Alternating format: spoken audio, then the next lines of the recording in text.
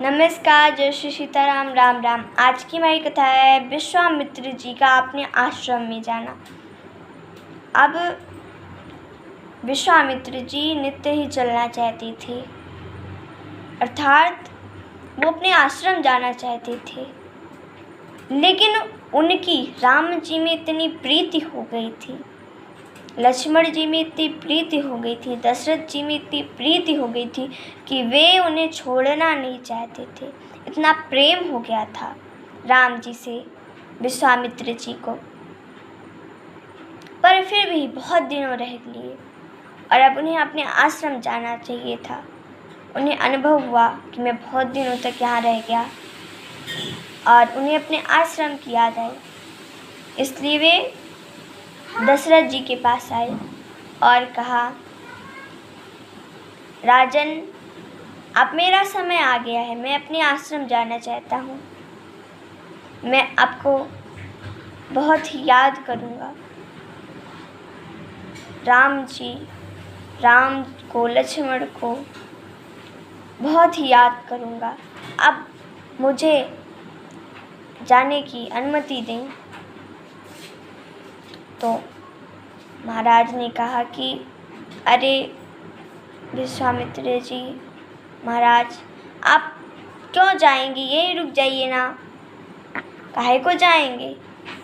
लेकिन कहते हैं विश्वामित्र जी, नहीं, मुझे ज़रूरत है, मुझे जाना चाहिए।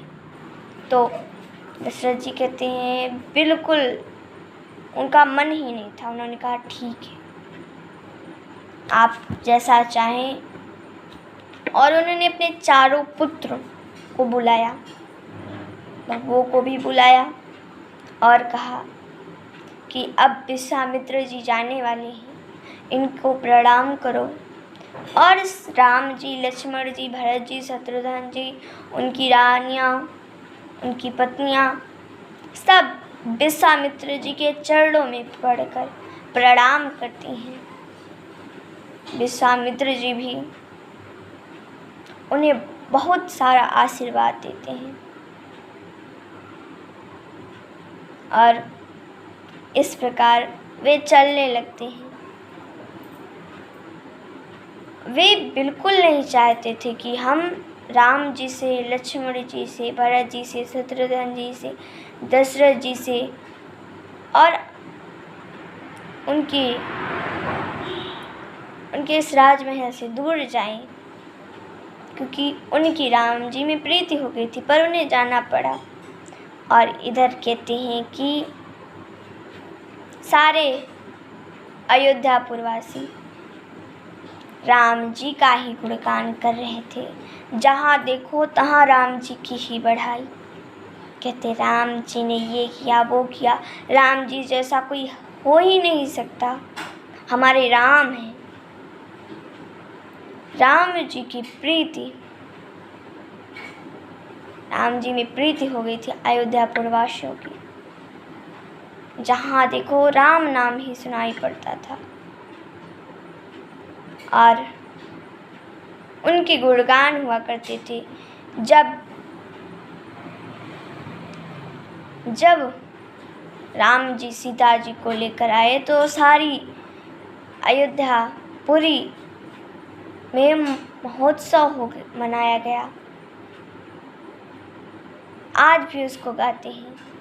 कहते हैं निज गिरा पावनी करन कारण, राम जसु तुलसी कहो, रघुवीर चरित अपार बारिधि, पारु कवि कौने लहो, उपबीत ब्याहु छाह मंगल, सुनी जे सादर गावहीं, वैदेही राम प्रसाद ते, जन सर्वदा सुख पावहीं।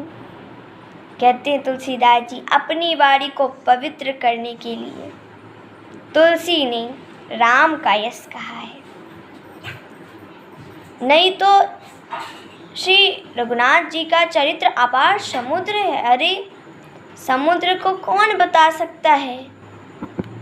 कोई व्यक्ति आज तक ऐसा हुआ ही नहीं है जो बता सके समुद्र में कितने मछली हैं, कितनी प्रकार की मछलियाँ रहती हैं, कितना बड़ा है समुद्र, ये नहीं बता सकते। वैसे ही राम जी समुद्र हैं, उनकी महिमा कौन बता सकता है। उनका चरित्र अपार समुद्र है, किस कवि ने उसका पार पाया है। जो लोग यज्ञोपवीत और विवाह के मंगलमय उत्सव का वर्णन आदर के साथ सुनकर गावेंगे, वे लोग श्री जानकी जी और राम जी की कृपा से सदा सुख पाएंगे। ये राम जी के जन्म, उनके विवाह, उनकी लीलाएं जो कोई व्यक्ति गाएगा वो राम जी की और जानकी जी की कृपा पाएगा ना। इसी में मास परायण 12वां विश्राम हो जाता है और आज हमारा बालकांड समाप्त हुआ। कल हमारा अयोध्या कांड शुरू होगा। तो इति श्रीमद् रामचरितमानसे सकल कलिकलुष विध्वंसने पंचम प्रथमा सोपान समाप्त।